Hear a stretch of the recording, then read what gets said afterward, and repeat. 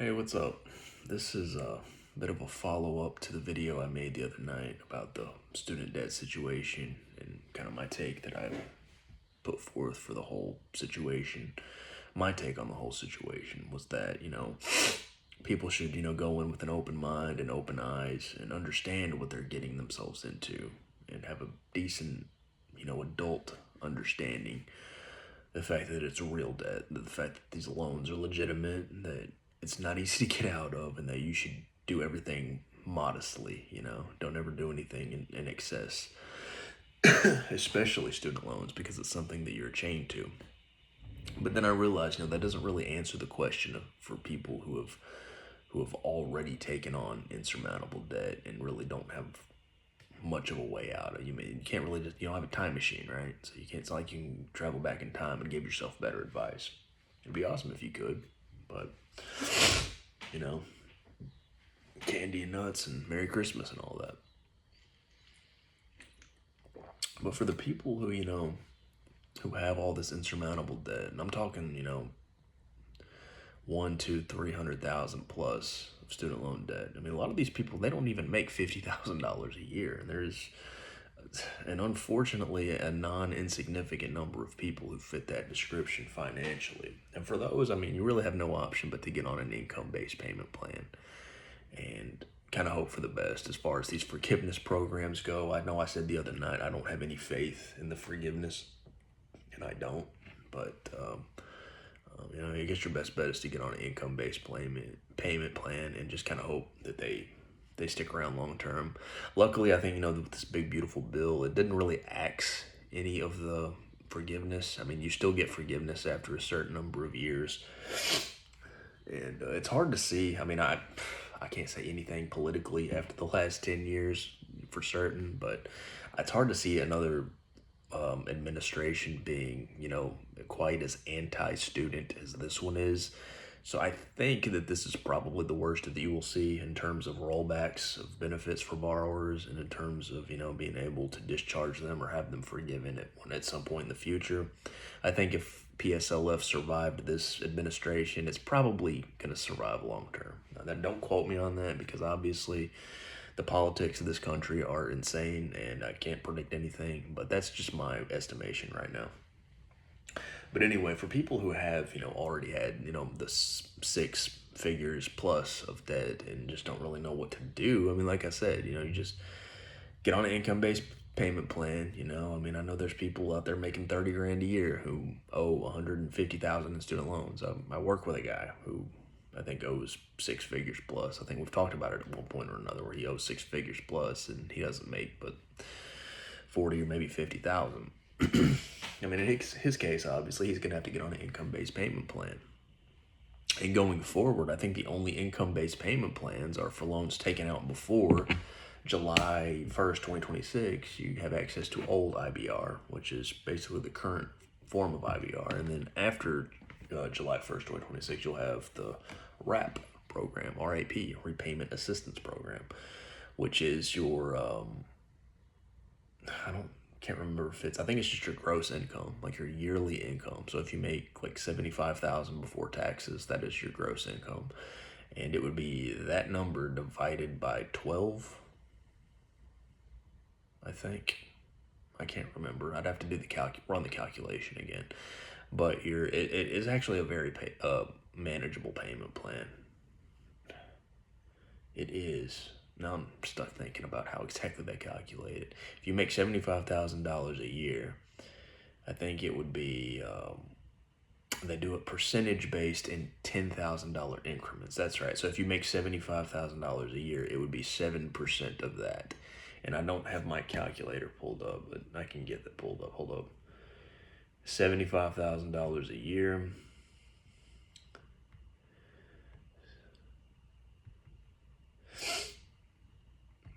I'm sorry, I'm kind of stuffed up, congested right now. I don't know if it's like false fall right now. It's August 1st, which is usually the hottest time of the year, or excuse me, August 5th, and it's usually the hottest time of the year. But for some reason, it's kind of cool outside, so it's like a fake fall. But anyway, I think I'm getting some kind of, the weather's fucking with me right now. But anyway, 75,000 times, let's do the percentage here. 7% of that, that would be $5,250 annually, and that number, you would divide that by 12. So your monthly payment would be $437.05. So that's actually no joke. That's actually a pretty sizable payment. So maybe I need to lower it quite a bit than that, because with each $10,000 increment, the percentage goes down a full percentage point. So for my wife, for example, my wife, she works for Head Start. She does not make a lot of money. She makes like 30 grand a year, and she owes $30,000 in student loans roughly. So, but 30 grand a year, that's a 3% as opposed to 7% for the 75,000. Makes sense. So let's say she makes $30,000 even. I'd multiply that by 0.03. Okay, that's only $900 a year. So then you would divide that by 12. It's only $75 a month payment. And for each dependent, I think they bump $50 off of that monthly payment. So I mean, even up to about 50 or 60 grand, it's a manageable payment. Like even my current salary, my current payment would, which I don't plan on switching to this. I plan on having mine paid off hopefully by the end of 2026. I don't even have to worry. I think I'm on like the standard payment right now, and I don't plan on ever using it. I think I'm actually on the extended plan that goes for like 20 some odd years. But with my current salary,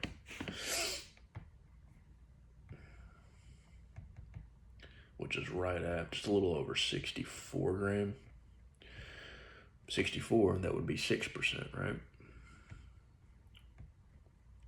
So I'll multiply that by 0.06. That's $3,840 annually. I divide that by 12. And my monthly payment would be about $320 under this WRAP program. Now, currently, under the standard extended, which is 25 years, I consolidated my loans after I graduated, after I got my master's. So I think it's actually only a 20-year plan. My estimated payoff date, if I just pay the minimums, is 2045. So under their terms, those terms, my current monthly payment is $216, and I'm currently paying about $1,000 a month.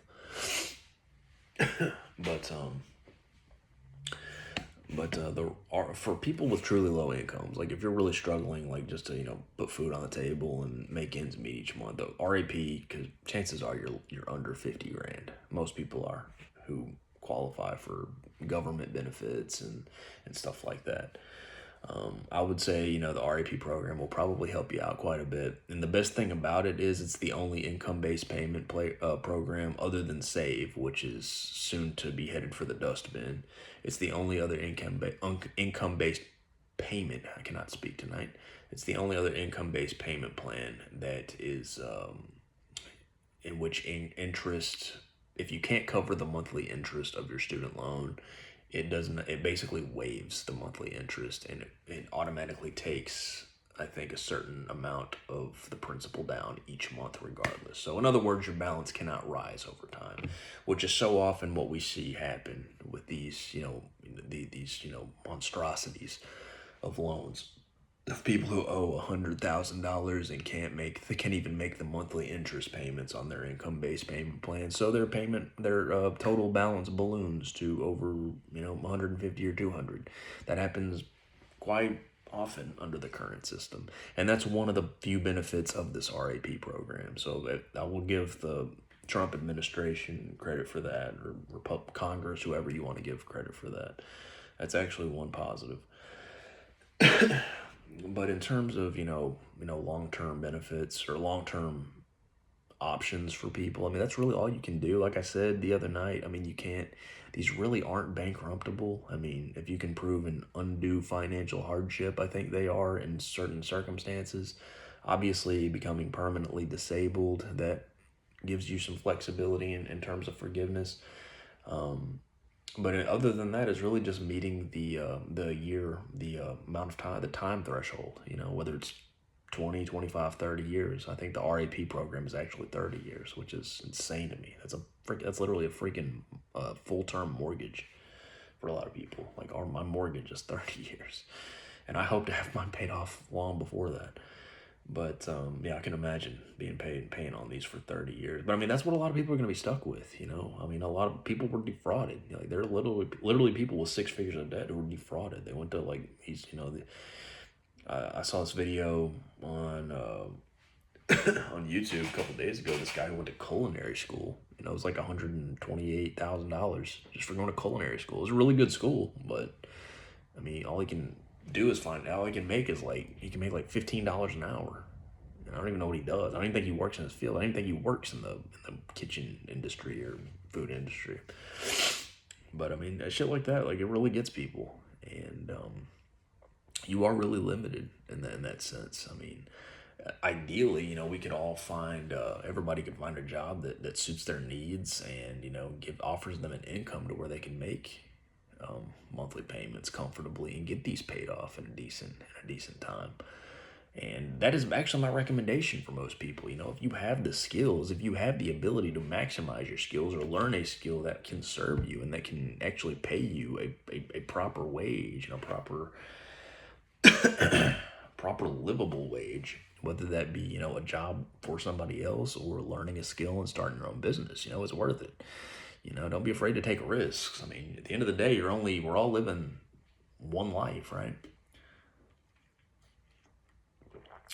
But I mean, I just didn't want to leave everybody out. It seemed like my last video was geared more towards people going into school, whether that be kids fresh out of high school or adults returning later on. And my overarching theme of that was, you know, as long as you handle college responsibly and approach it with the right mindset, that it can serve you well. And I still fully believe it can. I do not, these people who are pushing all college is a scam, and you know, it's a total waste of money. I mean, a lot of that is just cope for people who couldn't cut it hacking in college. I'm sorry, that's just the way I see it.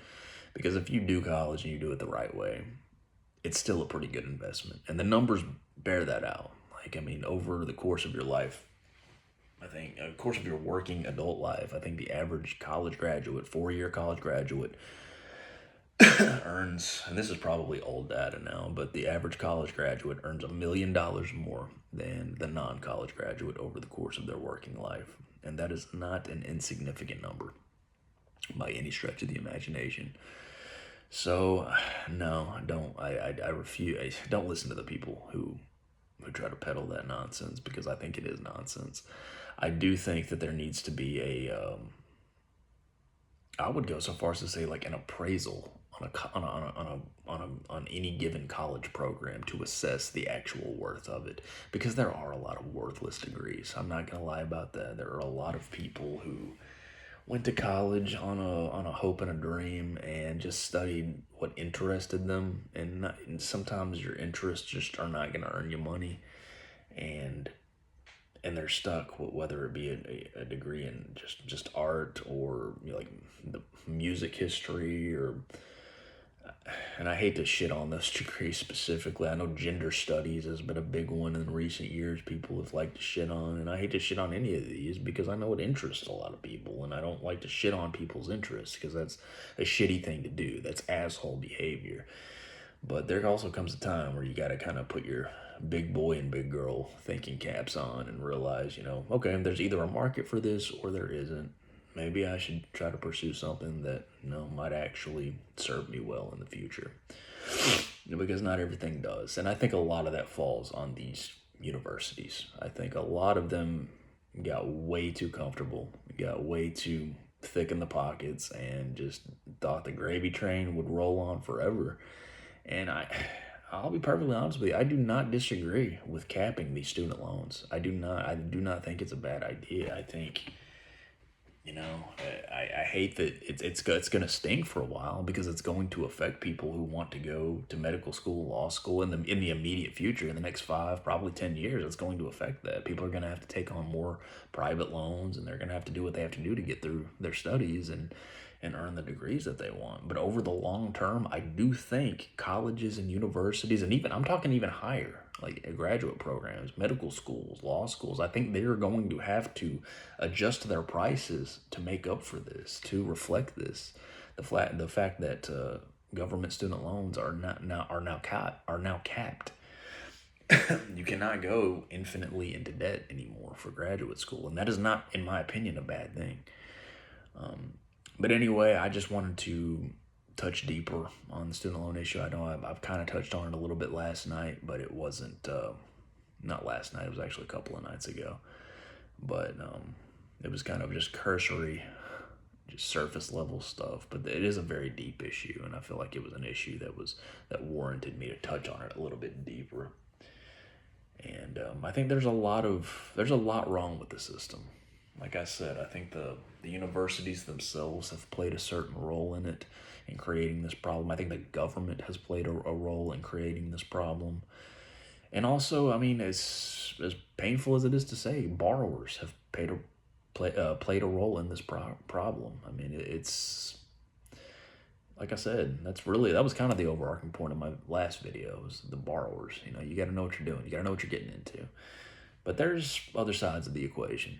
The universities themselves and the government just giving out a blank check, you know, giving out unlimited money to, like candy, to people who, a lot of whom have no hope of paying it back. But anyway, I'm not gonna harp too much more on this. My heart is with the people who are really struggling, because I know there's a lot of us right now. There's a lot of people right now. I'm actually not one of them, but I do feel for the people who are. I know all it would take is, I mean, and none of us are fully safe from it. All it would have taken is one or two other decisions by me, and I could be easily in the same position. You know, if I had, you know, gotten an inkling to go to law school or something like that, and then realize on the other side of it I didn't really like it, you know, I'd be standing here, you know, making 50 grand a year with 200 grand of debt. So, I mean, I'm not above, you know, the fray here. I'm not above people that I'm trying to speak to. I'm not. It's just, some people get lucky and some people don't. Some people get particularly unlucky, and I think a lot of people got particularly unlucky by taking some pretty bad advice by the people that in their lives that they trusted. But I do think we got to fix the system. I do think we've got to work on making college more affordable long term for everyone, because this here is not going to work. And bailing everybody out every few years is not going to work out either. That's just, honestly, that's not going to lower price of tuition, and also it's honestly going to make inflation worse, as we have learned over the last few years. So that's really all I got to say on the matter. I hope we can figure out. I think we're kind of, you know, teetering on trying different things.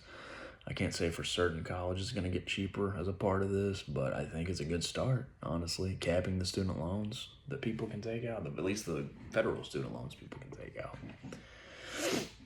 And we'll see if, I guess over the next decades, what happens. I mean, I'm sure the next administration, whoever that may be, will probably have their own spin to put on student loans. But that's another thing I'm getting kind of sick of, you know, is the politicization, I can't say it, the politicizing of the student debt situation. That is, because, I mean, whether you're Republican, Democrat, Independent, I mean, everybody has got, and the coalition somewhere has got student loan debt. A lot of people in all the coalitions have student loan debt. And this should not be a politicized issue, in my opinion, because everybody's feeling it on all ends of the political spectrum. They're feeling it. But anyway, that's all I got for this. If you have any questions, comments, just hit me up below.